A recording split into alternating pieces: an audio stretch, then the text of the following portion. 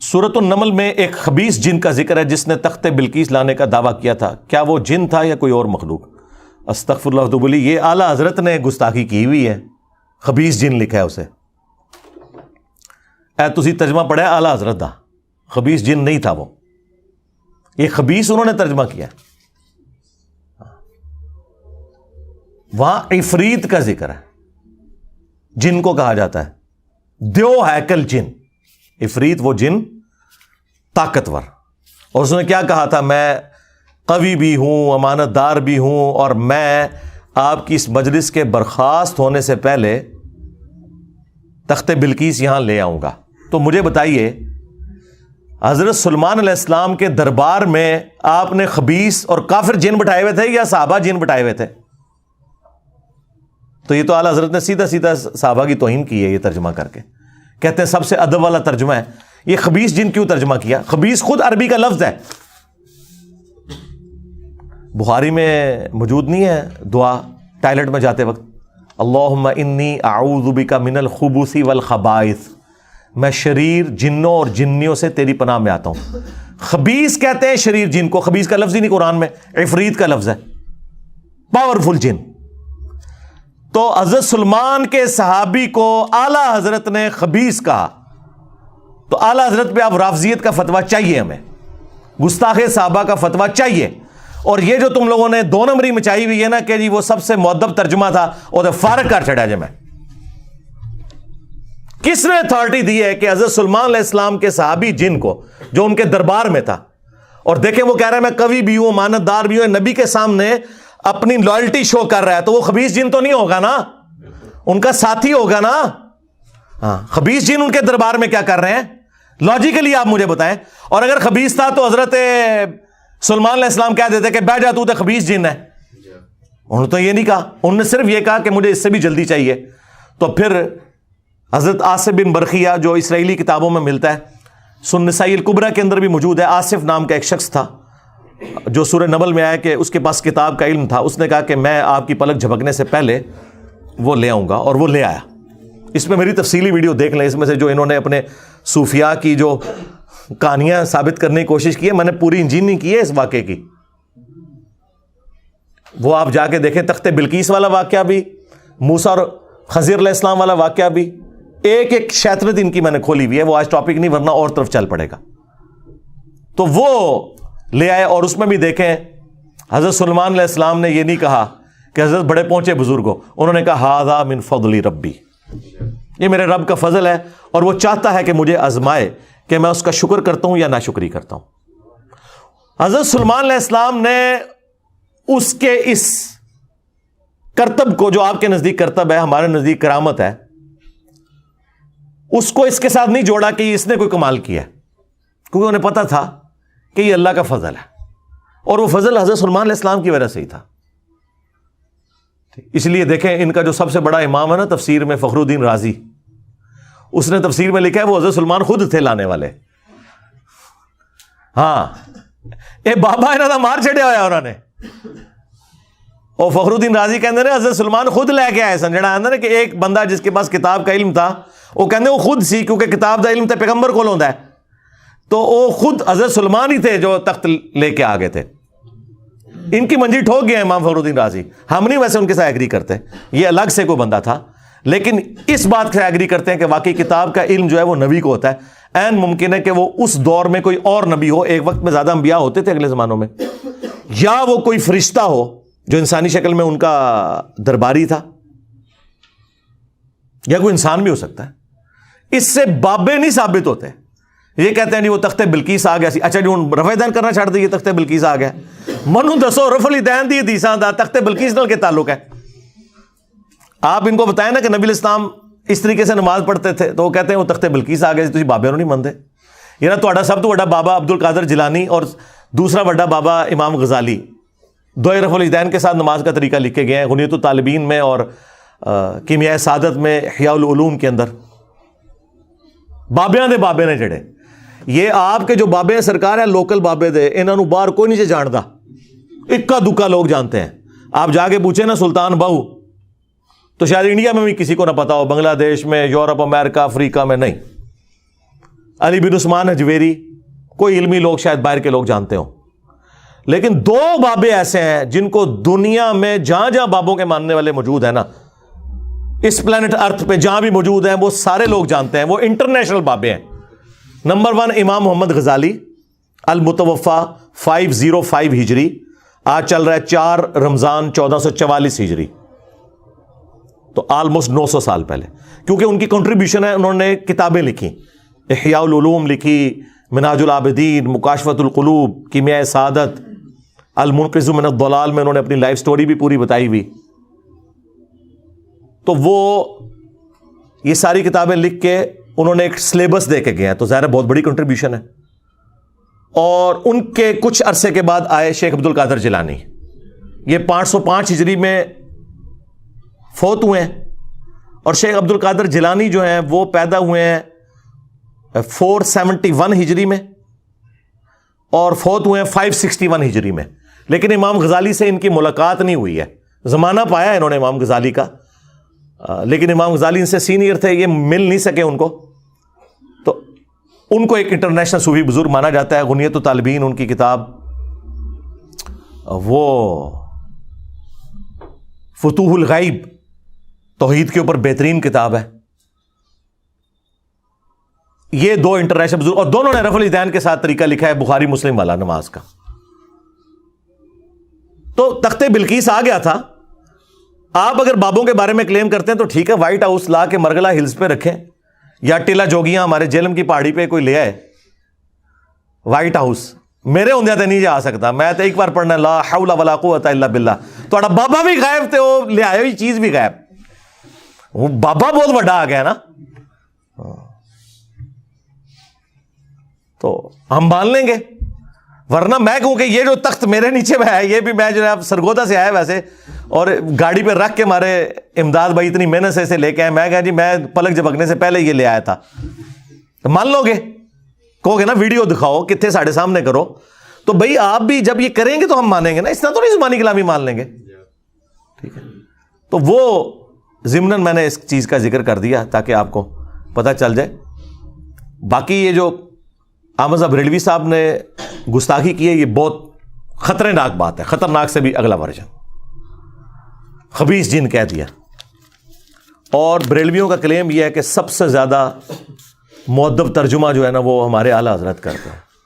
ٹھیک ہے، مجھے بھی کئی جگہوں پہ ان کے الفاظ کا چناؤ بہت بہتر لگا، میں باقیوں کو غلط نہیں کہتا لیکن وہ بہتر سمجھتا ہوں۔ مثلا انہوں نے ترجمہ کیا بسم اللہ الرحمن الرحیم کا، اللہ کے نام سے شروع جو مہربان رحمت والا۔ باقیوں نے ترجمہ کیا تھا شروع اللہ کے نام سے، یا شروع کرتا ہوں اللہ کے نام سے، انہوں نے اللہ کے نام سے شروع کیا، لیکن باقیوں کا بھی کوئی غلط نہیں ہے۔ کیسے غلط ہے؟ انہوں نے شیطان کے نام سے شروع کیا، کہتے نہیں جی انہوں نے شروع سے شروع کیا، ہاں یہ کتابوں میں لکھا ہوا ہے، اللہ سے نہیں شروع کیا، شروع سے شروع کیا۔ تو پھر میں ان کو پھکا دیتا ہوں کہ اللہ نے بھی شروع سے ہی شروع کیا ہوا ہے، اللہ سے شروع نہیں کیا۔ بسم اللہ میں بھی اللہ بعد میں آتی ہے، با اور اسم یہ پہلے آتا ہے۔ وہ کہتے ہیں نہیں وہ عربی لنگوسٹک اس طرح ہوتی ہے، نہیں سرکار ہو سکتی ہے، اللہ الذی باسمہ ابدہ، بریلوی یہ بسم اللہ بنا سکتے ہیں اپنی، اللہ ہے وہ ہستی جس کے نام سے میں شروع کرتا ہوں، تو بسم اللہ بھی آپ اپڈیٹ کر سکتے ہیں اپنی، یعنی جیسا ترجمہ آپ نے اپنا ٹھیک کیا تو بسم اللہ بھی ٹھیک کر لیں۔ تو اللہ کو عربی آتی تھی، اللہ یوں بھی بسم اللہ نازل فرما سکتا تھا، اللہ الذی، اور یہ تو قرآن میں ہے نا، هو اللہ الذی، اللہ الذی باسمہ ابدہ، اللہ ہے وہ ہستی جس کے نام سے میں ابتدا کرتا ہوں، بسم اللہ یہ ہو سکتی تھی۔ یہ کہانیاں چھوڑیں یار، 10 صحابہ اولو العزم آ جائیں نا عشرہ مبشرہ جنہیں اردو آتی ہو، ہم انہیں قرآن کی عربی کا ایک صفحہ دیں اور کہ اس کا ترجمہ کرو، کیا 10 کے 10 ایک طرح کے الفاظ کے ساتھ ترجمہ کریں گے؟ ہو ہی نہیں سکتا۔ ہاں مفہوم ایک ہوگا، یہ ہو ہی نہیں سکتا کہ ایک زبان دوسری میں ٹرانسلیٹ ہو تو الفاظ کا چناؤ ایک جیسا ہو، مفہوم ایک ہی ہوگا۔ آپ 10 PhD انگلش لے آئیں انہیں آپ انگلش کا ایک مضمون دیں اور انہیں اردو بھی آتی ہو, انہیں کہیں اسے اردو میں ٹرانسلیٹ کرو, کیا ورڈ بائی ورڈ ایک ایک لفظ ملتا جلتا ہوگا؟ نہیں, مفہوم ایک جیسا ہوگا. تو یہاں پہ بھی مفہوم کے اوپر جایا کریں, مفہوم ایک جیسا, الفاظ کے چناؤ میں فرق ہو سکتا ہے. اللہ تعالیٰ نے جو الفاظ استعمال کیے ہیں اس کے ایکویلنٹ اگر دوسری زبان کے اندر کوئی سمجھتا ہے کہ اس کی بجائے یہ لفظ استعمال ہونا چاہیے, اس کا رائٹ ہے, کرے, دوسرے کے اوپر نہ کرے. واللہ خیر الماکرین کا ترجمہ باقی لوگوں نے کیا اللہ سب سے بہترین مکر فرمانے والا ہے. بریلوی کہتے ہیں دیکھو جی انہوں نے اللہ کو مکار کہہ دیا. او بھئی یہ عربی میں لفظ استعمال ہوا ہے خیر الماکرین, وہ کہتے ہیں نہیں تدبیر ہونا چاہیے. تدبیر خود عربی کا لفظ ہے, اللہ نے تو نہیں یوز کیا. کہتے ہیں دیکھیں جی اعلیٰ حضرت نے کتنا پیارا ترجمہ کیا ہے, وَمَكَرُوا وَمَكَرَ اللَّهُ وَاللَّهُ خَيْرُ الْمَاكِرِينَ. انہوں نے بھی مکر کیا اور اللہ نے بھی اپنی خفیہ تدبیر فرمائی, اور اللہ سب سے بہتر خفیہ تدبیر فرمانے والا ہے. کہتے ہیں دیکھیں کتنا بادب ترجمہ ہے. بادب انہوں نے خود ہی ترجمہ بنا چھڑا ہے نا, ادا تدبیر بھی تو عربی کا لفظ تھا. تو جنہوں نے یہ ترجمہ کیا کہ انہوں نے بھی مکر کیا, اللہ نے بھی مکر کیا, اور اللہ سب سے بہتر مکر فرمانے والا ہے, تو اس مکر سے مراد جیسا کہ اللہ کی شان کے لائق ہے. اللہ نے تو دونوں کے لیے مکر کا لفظ استعمال کیا, اس میں کون سی تکلیف ہو گئی؟ ہاں آپ یہ کہہ سکتے ہیں کہ یہ بہتر تھا, یہ نہ کہ انہوں نے گستاخی کی ہے, یہ ظلم ہے. گستاخی تب ہوگی جب اللہ نے وہ لفظ نہ یوز کیا ہو. قرآن میں آیا نا کہ اللہ تعالیٰ ان سے مزاح فرماتا ہے, تو اعلیٰ حضرت نے اس کا ترجمہ ہی نہیں کیا. انہوں نے کہا جی یہ مذاق کرنا تو یہ ٹھٹا مذاق تو یہ بڑی نٹوریس چیز ہے. تو انہوں نے کہا اللہ تعالیٰ استہزاء فرماتا ہے, وہ عربی کوئی استہزاء ہی لکھ دیا. تو جنہوں نے مذاق فرما دیا تو جیسا کہ اس کی شان کے لائق ہے. جس طرح اعلیٰ حضرت نے ایک جگہ صحیح ترجمہ کیا ہے, الرحمن علی العرش استوى, رحمان اپنے عرش پر مستوی ہوا, بریکٹ میں لکھا جیسا کہ اس کی شان کے لائق ہے. ویسے استوا کا ترجمہ انہوں نے بیٹھا نہیں کیا, ٹھیک ہے, بیٹھنے کا لفظ بھی نہیں یوز کرنا چاہیے. اپنے عرش پر جلوہ گر ہوا یا متمکن ہوا, یا اگر وہ بیٹھنا بھی کر لیتا ہے تو ظاہر ہے وہ کرسی پہ بیٹھنے والی مثال نہیں دے رہا, وہ تو قرآن میں واضح ہے لیس کمثلہ شیء وہو السمیع البصیر. ہم اللہ کے لیے کوئی مثال نہیں بیان کرتے, اللہ کی مثال ہو ہی نہیں سکتی, اس کی مثل کوئی چیز ہی نہیں ہے. اگر کوئی بیٹھا بھی ترجمہ کر لیتا ہے تو وہ بیٹھنے سے مراد یہ نہیں کر رہا ہوتا, یا قرآن میں اللہ کا ہاتھ تو وہ ہاتھ سے مراد یہ ہاتھ نہیں لے رہا ہوتا, جیسا کہ اس کی شان کے لائق ہے, اس کی مثال ہی کوئی نہیں ہے. تو انہوں نے پورے کتابچے لکھے ہیں کہ اعلیٰ حضرت کا ترجمہ ٹھیک ہے اور باقیوں کا غلط ہے, اور وہ اس میں یہ مثالیں دیتے ہیں. تو آپ کا رائٹ ہے کہ آپ بتائیں کہ یہ بہتر تھا, لیکن یہ نہ کہ باقیوں کے ترجمے ہی غلط ہوئے ہیں, یا آپ نے پڑھنے نہیں ہے. وہ کہتے ہیں جی قل کا ترجمہ دیکھیں اعلیٰ حضرت سے بہتر کسی نے نہیں کیا. قل کا ترجمہ اعلیٰ حضرت نے کیا ہے اے محبوب تم فرماؤ. اب اشرف تھانوی صاحب نے تو کہا ہے اس کا ترجمہ آپ فرما دیجئے, تو آپ میں زیادہ ادب ہے یا تم میں زیادہ ادب ہے؟ آپ میں. تو اعلیٰ حضرت نے تو ادب چھوڑ دیا, یہاں تم کر دیا. تو وہ کہتے ہیں نہیں آپ کو سمجھ نہیں آئی, یہ تم اللہ کہہ رہا ہے. تو اللہ کی جو اپنے نبی سے فریکنس ہے نا, وہ آپ کے ساتھ نہیں ہوگی, تم کے ساتھ ہوگی. ہم کہتے ہیں بالکل آپ کی بات درست ہے, اور کہتے ہیں دیکھیں اعلیٰ حضرت نے کتنا خیال رکھا ہے شان الوہیت اور شان رسالت کا, کہ اللہ اپنے نبی کو آپ نہیں کہے گا تم کہے گا, اور جب نبی اس بات کو امت تک پہنچائیں گے تو وہ کہہ نہیں رہے ہوں گے, فرما رہے ہوں گے. لہذا آپ کہہ دیجئے یہ ترجمہ وہ کہتے ہیں ٹھیک نہیں ہے, تم فرماؤ ترجمہ ٹھیک ہے, کہ اللہ تو اپنے نبی کو تم کہے گا نا, کیونکہ خالق اور مخلوق کا فرق ہے. شکر ہے ادھر انہوں نے مانا ہوا یہ فرق, نہیں تو توحید ان کو سمجھانی پڑتی ہے کہ بھائی خالق اور مخلوق کا فرق بہت بڑا ہے. اور امت سے جب وہ کہیں گے تو وہ فرما رہے ہوں گے, کہہ نہیں رہے ہوں گے, کیونکہ امت کو ان کا ارشاد ہے. تو تم فرماؤ, ہم کہتے ہیں بالکل بہت پیارا ترجمہ ہے, تم فرماؤ. لیکن آپ کہہ دیجئے یہ بھی کوئی غلط ترجمہ نہیں ہے, کسی بری انٹینشن کے ساتھ نہیں ہے. اس طرح وہ کمپیریزن کروا رہے ہوتے ہیں.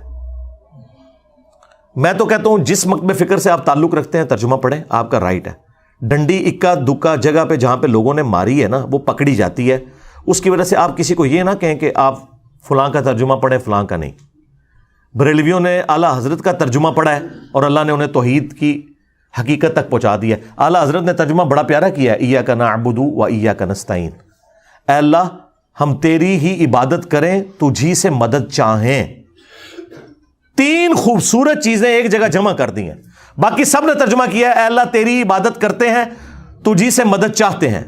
یہ پرفیکٹ ترجمہ نہیں ہے, کیونکہ یہاں مضارع کا صیغہ ہے. مضارع میں حال اور مستقبل دونوں کور ہوتے ہیں. ترجمہ اس کا یوں بنتا تھا اے اللہ تیری ہی عبادت کرتے ہیں اور کریں گے, تجھی سے مدد چاہتے ہیں اور چاہیں گے. اور دوسری بات, یہ دعائیہ کلمات تھے, تو اعلی حضرت نے دعا پلس حال پلس فیوچر مستقبل تینوں کو ایک جگہ جمع کر کے ترجمہ پتہ کیا کیا ہے, اے اللہ تیری ہی عبادت کریں تجھی سے مدد چاہیں. یعنی آج بھی اگر عبادت کر رہے ہیں تو تیری کریں, مستقبل میں بھی کریں تو تیری کریں, اور دعا بھی ہو گئی اے اللہ تیری عبادت کریں تجھی سے ہی مدد چاہیں. میں کہتا ہوں کلاس ہے, یعنی یہ 100/100 نمبر بنتے ہیں. اس طرح کا ترجمہ اور کسی نے نہیں کیا. یہ لادہ بات ہے کہ اعلیٰ حضرت کے ماننے والے بابوں کو پکار رہے ہیں. ہاں, لیکن ہم کہتے ہیں اعلیٰ حضرت کا ترجمہ پڑھو تو ہی تک پہنچ جاؤ گے. بریلوی ہو تو اعلیٰ حضرت کا ترجمہ پڑھ لو, دیوبندی ہو تو اپنے اشرف تھانوی کا ترجمہ پڑھ لو, اہل حدیث ہو تو اپنے جوڑا گڑھی صاحب کا ترجمہ پڑھ لو, شیعہ ہو تو اپنے فرمان علی شاہ کا ترجمہ پڑھ لو. انہوں نے بھی یہی ترجمہ کیا اللہ تیری عبادت کریں تجھی سے مدد چاہیں. بعد میں بے شک وہ پکارتے رہے یا علی مدد کہتے رہے یا شیخ عبد القادر جیلانی مدد کہتے رہے, اسے کوئی فرق نہیں پڑتا. قرآن میں تو یہی لکھا ہوا نا. پھر ہم کیوں نہ کہیں کہ مرنے سے پہلے اے مسلمان کر لے اس پہ غور, کتابوں کا خدا اور ہے بابوں کا خدا اور. یعنی کہ اسی خدا کو مانتے ہیں لیکن تعلیمات وہ نہیں ہیں جو کتابوں میں آئی ہیں. بابوں نے اپنی طرف سے ہی دین گھڑ کے آپ کو بتایا. تو جہاں جہاں پہ ان کا ترجمہ اچھا ہے ہم تعریف کرتے ہیں کہ بہت اچھا ترجمہ کیا, لیکن جہاں جہاں ڈنڈی ماری وہ پکڑی گئی. آپ دیکھیں نا, انا ارسلنا کا شاہدا و مبشرا و نذیرا, اس کا ترجمہ اتنا ظلم پہ مبنی انہوں نے کیا, اے نبی ہم نے آپ کو حاضر و ناظر بنا کے بھیجا. اب عام بندے کو کہ وہ کہتا ہے قرآن میں لکھا ہے حاضر و ناظر, آپ کیوں نہیں مانتے؟ اب انہیں کون بتائے کہ یہ حاضر و ناظر دونوں لفظ عربی کے تھے, حاضر ناظر, قرآن میں تو نہیں لکھے ہوئے. قرآن کے جو الفاظ ہیں وہ ہے شاہد, تو شاہد کا ترجمہ انہوں نے کر دیا ہے حاضر و ناظر. اب اس کی وجہ سے مصیبت کھڑی ہوگی. اسی وجہ سے پھر اہل حدیث دیوبندی کہتے ہیں جی اعلیٰ حضرت نے ترجمہ چینج کر دیا. ہم کہتے ہیں کوئی فرق نہیں پڑتا, اعلیٰ حضرت نے اپنی ڈنڈی خود ہی پکڑ لی ہے. ہر جگہ تو بندہ ڈنڈی نہ مار سکتا. یہی شاہد کا لفظ, شہید کا لفظ جب آیا ہے نا سورۃ البقرہ میں پارہ نمبر 2 کے آغاز کے اندر, اعلیٰ حضرت ان فوت ہو گئے نے, رجوع بھی نہیں کر سکتے, نہیں تو رجوع کروا لیں. آیت نمبر 143 وَكَذَلِكَ جَعَلْنَاكُمْ أُمَّةً وَسَطًا, اور اس طریقے سے ہم نے تمہیں معتدل امت بنایا ہے, لِتَكُونُوا شُهَدَاءَ عَلَى النَّاسِ, تاکہ تم حاضر و ناظر بن جاؤ لوگوں پر. پوری امت حاضر و ناظر. اب میں وہ ترجمہ وہ کر رہا ہوں, وَيَكُونَ الرَّسُولُ عَلَيْكُمْ شَهِيدًا, اور رسول اللہ تم پر گواہ بن جائیں, تم پر حاضر و ناظر ہو جائیں.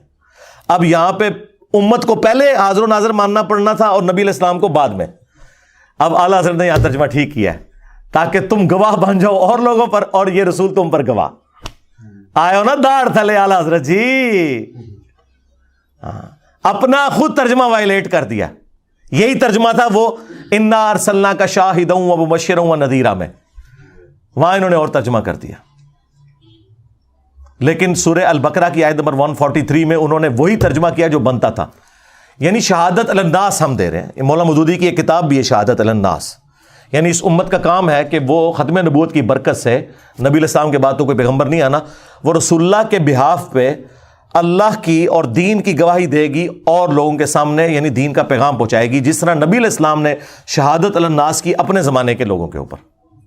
اور اس کے کانٹیکسٹ میں بخاری میں حدیث بھی ہے کہ قیامت والے دن حضرت نوح علیہ السلام کے امتی انکار کر دیں گے کہ ہمارے نبی نے ہم تک پیغام ہی نہیں پہنچایا, تو رسول اللہ کی امت گواہی دے گی کہ حضرت نوح علیہ السلام نے پیغام پہنچایا تھا. حضرت نوح کے حق میں وہ امت کہے گی کہ جی آپ گواہ لے کے ہیں, تو حضور کی امت کہے گی کہ ہم گواہی دیتے ہیں. تو حضور کی امت نے حضرت نوح علیہ السلام کا زمانہ پایا ہوا ہے, کیسے گواہی دیں گے؟ قرآن کے ہونے پہ, کہ قرآن میں آیا تھا کہ سورہ نوح موجود تھی, سورہ ہود موجود تھی, سورۃ الاعراف موجود تھی, کہ کتنی محنت کے ساتھ اس شخص نے 950 سال تک توحید کا علم بلند کیا، تب بھی امت میں سے چند لوگوں نے صرف حق قبول کیا. تو یہ امت محمدیہ گواہی دے گی. تو نبی علیہ السلام نے اس آیت کے کانٹیکسٹ میں فرمایا کہ یہ امت گواہ ہوگی اگلی امتوں کے اوپر بھی، ان کے نبیوں کے حق میں گواہی دے گی قرآن کی برکت سے. یہ نہیں کہ حاضر و ناظر تھی. یہاں پہ ڈنڈی اعلی حضرت مار گئے اور وہ ڈنڈی پکڑی گئی. پھر سورۃ القصص میں ایسے پکڑی گئی کہ سورہ آل عمران میں، سورہ قصص میں اور کئی جگہوں پہ آیا کہ اے نبی آپ موجود نہیں تھے جب ہم نے موسیٰ علیہ السلام کو کوہ طور کے پاس پکارا تھا. اور اللہ تعالیٰ اپنے نبی کی نبوت کی دلیل یہ بتا رہا ہے کہ تم میں وہ شخص ہے جو اپنی پیدائش سے 1400 سال پہلے، آلموسٹ 1400 سال بھی نہیں، 2000 سال پہلے، حضرت عیسیٰ علیہ السلام سے 1400 سال پہلے کا زمانہ ہے حضرت موسیٰ کا. اپنی پیدائش سے 2000 سال پہلے کے زمانے میں جو پیغمبر موسیٰ علیہ السلام آئے تھے، ان کی جو کوہ طور پہ ملاقات ہوئی تھی اللہ تعالیٰ کے ساتھ، جیسا کہ اس کی شان کے لائق ہے، وہ بتا رہے ہیں. تو اللہ تعالیٰ فرماتا ہے نبی تم وہاں موجود نہیں تھے جب ہم نے موسیٰ علیہ السلام کو ندا دی تھی، تب بھی تم بتا رہے ہو، تو اس کا مطلب ہے تمہارے پاس اللہ کی وحی آتی ہے. اللہ کے نبی کی نبوت کی دلیل بنایا جا رہا تھا، لیکن ساتھ ایک مسئلہ بھی کلیئر ہو گیا کہ حضور وہاں پہ حاضر نہیں تھے، کیونکہ ان کا یہ عقیدہ ہے. مفتی احمد یار خان نعیمی نے جال حق میں لکھا ہے کہ حضور اگلی امتوں میں بھی حاضر و ناظر تھے، صرف اس امت میں نہیں. تو قرآن میں تو لکھا ہے نبی تم وہاں موجود نہیں تھے. تو پتہ کیا کہتے ہیں؟ وہ کہتے ہیں قرآن نے حاضر کی نفی کی ہے، ناظر کی نہیں کی ہے. یعنی وہاں موجود نہیں تھے لیکن عالم ارواح میں یہ منظر دیکھ رہے تھے، جس طرح آج قبر مبارک میں پوری امت کو دیکھ رہے ہیں. کوئی عقیدہ بنا لیا. ہم پھر کیا کہتے ہیں؟ رکو ذرا، صبر کرو، آگے چل. سورہ قصص پڑھ، اس میں اللہ تعالیٰ نے فرمایا اے نبی نہ تو آپ وہاں موجود تھے، اور وما کنت من الشاہدین، نہ تم دیکھنے والوں میں شامل تھے، نہ تم حاضر تھے نہ تم ناظر تھے. اس کا ترجمہ آ کے اعلیٰ حضرت نے ڈنڈی مار کے چینج ہی کر دیا اور بدل دیا، کیونکہ انہیں حاضر و ناظر کی نفی کرنی پڑی. شاہد وہی لفظ آیا یہاں پہ، وما کنت من الشاہدین، نہ آپ شاہدین میں تھے. اور اس سے بڑی ڈنڈی ماری مفتی احمد یار خان نعیمی نے. اس نے حاضر و ناظر کے حق میں جو دلائل دیے نا، جال حق اپنی کتاب کے اندر، اس میں جب یہ اعتراض آیا نا کہ قرآن میں تو جگہ جگہ آیا کہ نبی تم وہاں موجود نہیں تھے، اور اس میں سورہ قصص بھی اس بندے نے ذکر کی، تو اس نے سورہ قصص کی آیت آدھی لکھی اور جواب میں لکھا یہاں تو صرف یہ لکھا ہے کہ وہاں موجود نہیں تھے، یہ تو نہیں لکھا ہوا کہ وہاں شاہد نہیں تھے. حالانکہ لکھا ہوا تھا، وہ آیت ہی کاٹ دی، وما کنت من الشاہدین، پہلا حصہ لکھ دیا کہ نبی تم وہاں موجود نہیں تھے. یہ اگر کسی نے کیا ہے تو جو قرآن میں آتا ہے نا کہ جو لوگ ہماری آیات میں ہمیں ہرانے کی کوشش کریں گے ہم ان کے ساتھ پھر وہ حشر کریں گے، اس شخص نے اللہ کو قرآن کی آیات میں ہرانے کی کوشش کی ہے. آیت آدھی لکھ دی اور جواب الٹ دیا کہ اس میں تو یہ لکھے وہاں موجود نہیں تھے، یہ تو نہیں ہے کہ گواہ نہیں تھے، لکھا ہوا ہے جناب وما کنت من الشاہدین. اسی لیے میرا کلپ بھی اپلوڈ ہوا تھا، قرآن میں تحریف کرنے والا مفتی. قرآن کی عربی میں کوئی تحریف نہیں کر سکتا، بس اس کی گارنٹی ہے. ترجمے میں، تفاسیر میں علماء کرام نے وہ کچھ کیا ہے کہ آج امت یہ ساری گمراہیاں انہی کی وجہ سے بھگت رہی ہے. گارنٹی صرف ٹیکسٹ کی ہے، انا نحن نزلنا الذکر وانا لہ لحافظون. اور وہ جو ترجمے میں بھی ڈنڈی ہے وہ بھی خود ان کے اپنے ترجمے سے پکڑی جاتی ہے. اس لیے میں کہتا ہوں آپ یہ نہ کہیں کہ فلاں کا پڑھو فلاں کا نہ پڑھو. خود ہی جب کوئی پورا ٹوٹالٹی میں قرآن پڑھے گا اسے پتہ چل جائے گا کہ کیا ہوا ہے. اسی طریقے سے جہاں جہاں کوئی سخت آیات آتی ہیں نا اور اعلیٰ حضرت کا دل نہیں مانتا اور وہ سمجھتے ہیں یہاں حضور کی گستاخی ہو جائے گی، وہ مخاطب تو رسول اللہ کو کیا ہوتا ہے، لیکن وہ اس کو ہٹا کے اے سننے والے. سورۃ الانعام میں آیا نا کہ وہ نبی سے منہ مانگا معجزہ مانگتے تھے، تو اللہ تعالیٰ نے فرمایا کہ اے نبی اگر تم سے ہو سکے نا تو زمین میں کوئی سرنگ تلاش کر لو یا آسمان میں کوئی سیڑھی لگا لو، ان کو معجزہ لا کے دکھا دو، ہم تو معجزہ نہیں دکھائیں گے. اور اس میں یہاں تک الفاظ آئے کہ جاہلوں میں نہ ہو. اب ظاہر ہے وہ سمجھ رہے تھے کہ بھئی اللہ تعالیٰ تو اپنے نبی کو اس طرح نہیں کہہ سکتا. بھائی اللہ ہے, اللہ اپنے بندوں کو جس طریقے سے مرضی کرے. ڈاکٹر اسرار صاحب بھی ڈر گئے, یہاں ترجمہ انہوں نے کیا ہے نبی جذباتی نہ ہو. ٹھیک ہے سرکار, اس سے کیا فرق پڑتا ہے؟ اللہ تعالیٰ نے تو حضرت نوح علیہ السلام کے لیے بھی کہا تھا کہ تم اس چیز کے بارے میں سوال نہ کرو جس کے بارے میں تمہیں علم نہیں ہے. جب انہوں نے اپنے کافر بیٹے کے لیے دعا کی تھی, وہاں پہ بھی الفاظ ہیں نوح جاہلوں میں شامل نہ ہو. وہاں تو حضرت نوح علیہ السلام کو مینشن کر کے اللہ نے کہا ہے. چلو یہاں تو تم سننے والے ترجمہ کر لو گے, وہاں کیا کرو گے؟ وہاں تو نوح علیہ السلام کو مخاطب کیا جا رہا ہے. یہ تو نہیں ہو سکتا کہ نوح علیہ السلام کے لیے آپ یہ لفظ مان لیں اللہ کی طرف سے اور نبی کے لیے نہ مانیں, وہ بھی تو پیغمبر ہیں.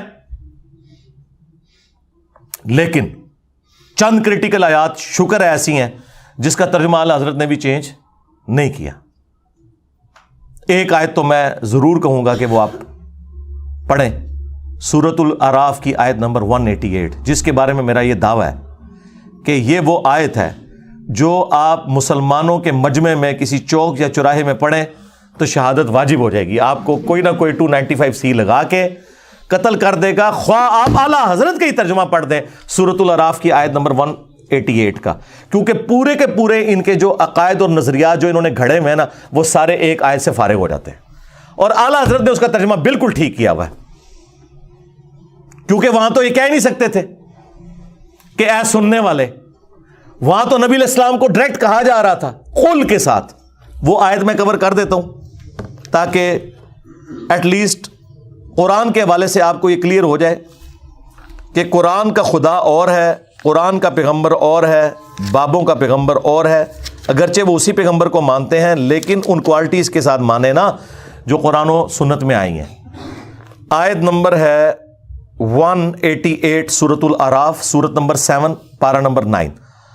قل لا املک لنفسی نفعا ولا ضرا, اے نبی تم فرماؤ میں تو اپنی جان کے حق میں بھی کسی نفع اور نقصان کا مالک نہیں ہوں. لو جی بابے تو سارے اڑ گئے جے. اگر رسول اللہ کا یہ سٹیٹس ہے کہ وہ اپنی جان کے نفع نقصان کے مالک نہیں ہے, ٹھیک ہے, ہو سکتا ہے کوئی یہ کہے کہ حضور اپنے لیے یہ کہہ رہے تھے, ہمارے لیے نہیں کہہ رہے تھے, ہمارے تو نفع نقصان کے مالک ہیں, کیونکہ رسول اللہ سے اوپر تو کوئی نہیں کہ جو انہیں نفع نقصان پہنچا سکے سوائے اللہ کے. تو ہم کہیں گے رکو ذرا, صبر کرو, یہ تمہارا وسوسہ بھی قرآن سے ہی ہم ختم کر دیں گے. کھولو سورۃ المائدہ اور اس کی آیت نمبر 75 کھولو, تمہیں پتہ چل جائے گا اللہ تعالیٰ نے ایک اولو العزم پیغمبر عیسیٰ ابن مریم علیہ السلام کے بارے میں پہلے ہی فرما دیا, مل مسیح ابن مریم الا رسول, عیسیٰ ابن مریم تو نہیں تھے مگر ایک رسول ہی, قد خلت من قبلہ الرسل, ان سے پہلے بھی اور رسول گزر چکے ہیں. یہ اللہ کے بیٹے تم نے کہاں سے بنا لیے؟ رسول تھے اور رسول بھی آئے. وَأُمُّهُ صِدِّيقَةٌ, اور ان کی ماں ایک سچی عورت تھی. كَانَا يَأْكُلَانِ الطَّعَامَ, دونوں کھانا کھانے کے محتاج تھے, ہاں روٹی کے محتاج تھے, عیسیٰ بھی ان کی ماں بھی.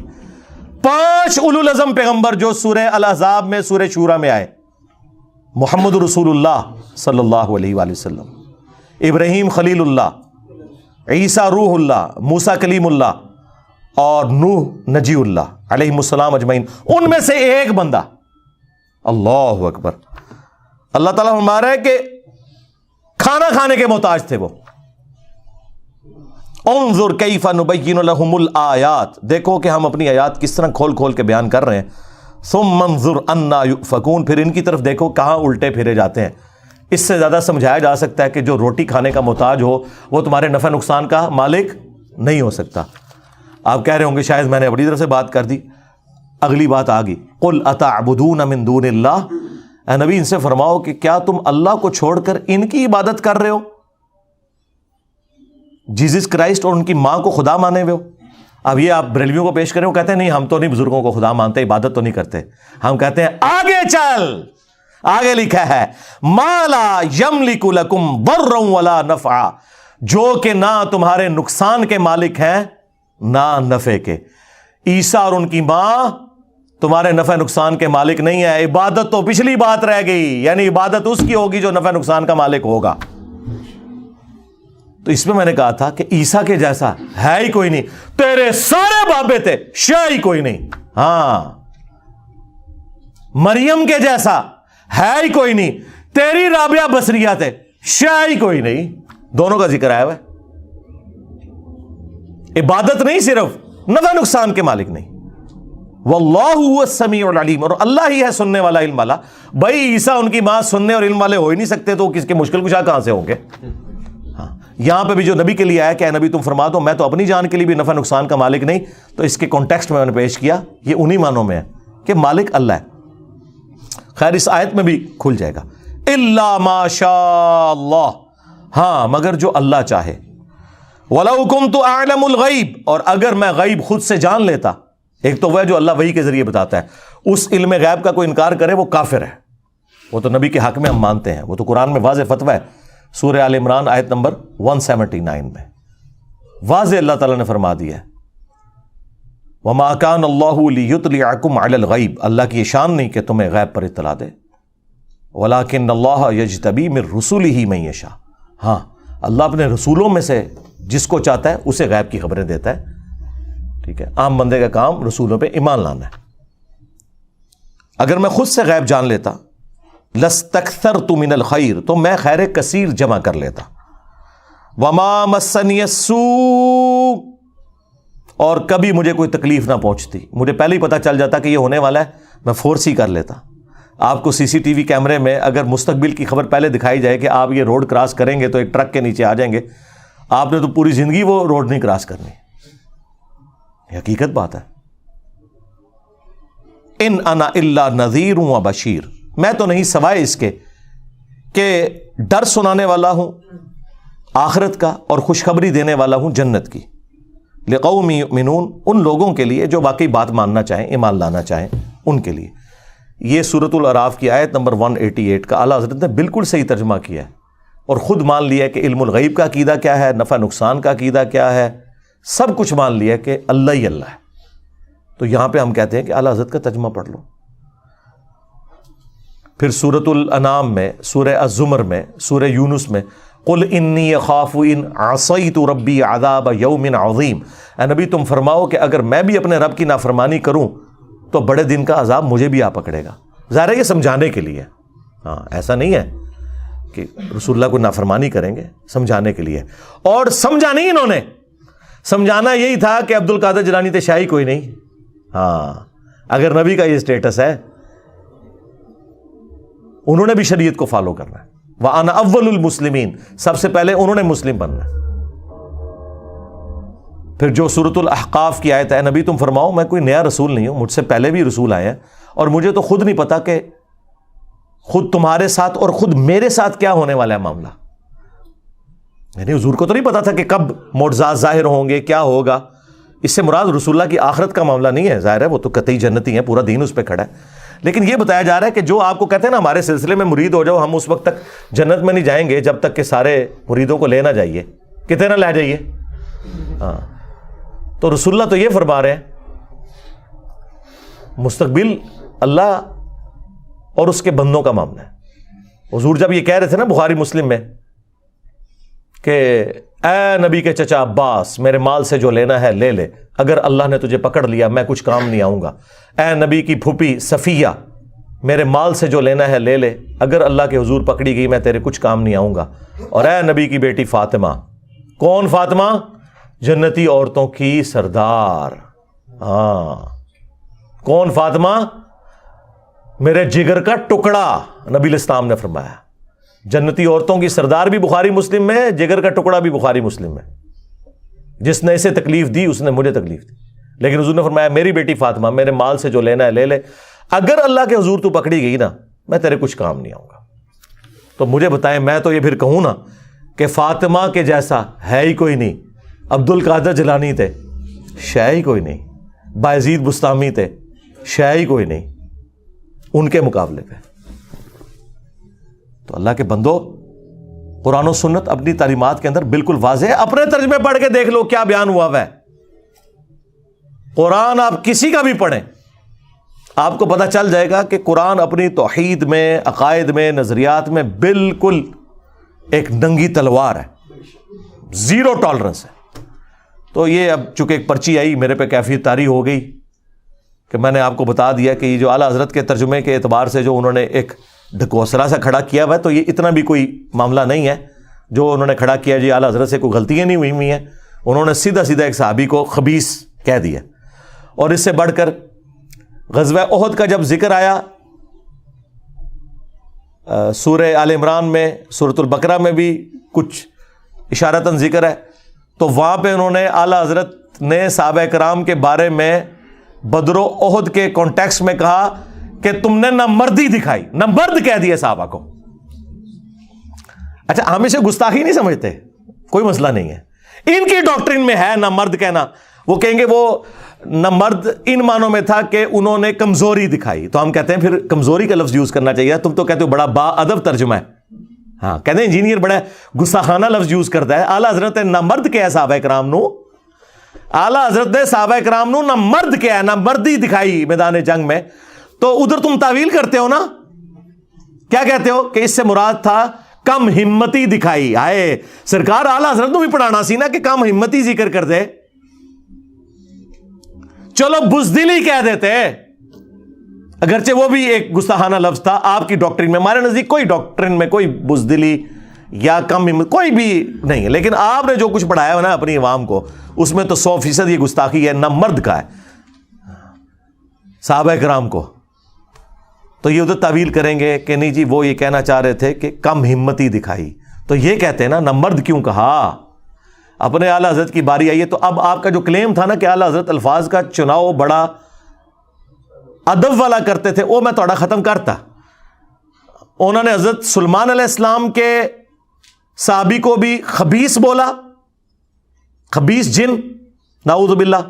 اور رسول اللہ کے صحابہ کو جو بدر و احد میں شامل تھے, جو ایک انسانی کمزوری کی وجہ سے کم ہمتی دکھا گئے, انہیں نہ مرد کہا, حالانکہ اس سے بہتر لفظ استعمال ہو سکتا تھا. تو ایڈے بھی نا تسی ہوں بادشاہ کھلا کے پھریا کرو کہ بھی. اور کئی لوگوں نے میری ویڈیوز بھی اپلوڈ کی ہوئی ہیں کہ جی اعلیٰ حضرت کے ترجمے کے لیے بھائی نے بڑی تعریف کی ہے. سرکار میں تو ہر بندے کی تعریف بھی کرتا ہوں اچھائی میں, اور برائی میں چھوڑتا نہیں ہے میں انہوں, ہاں چاہے پرانا ہوئے چاہے نواں ہوئے, ہاں کیونکہ علم کی دنیا ہے. اور یہاں پہ یہ ہو نہیں سکتا کہ نشتر ہاتھ میں ہو سرجن کے اور اسے بتایا جائے کہ حضرت یہ مفتی اعظم پاکستان ہے جن کا اپینڈکس کا آپریشن کریں گے. وہ کہے گا جی پاویں مفتی اعظم ہے تے پاویں قاصد اعظم ہے تے پاویں وزیر اعظم ہے, چیرا سارے نو میں لانا ہے. ہاں تے اے علم دی دنیا ہے, اتنے چیرا لگے گا چاہے پرانا ہوئے چاہے نواں ہوئے. علم کی دنیا میں یہ نہیں بات ہوتی کہ آپ یہ کہیں گے پرانا ہے تو تھوڑا ہاتھوں لا رکھو تے اے نہیں, اس طرح نہیں ہوتا.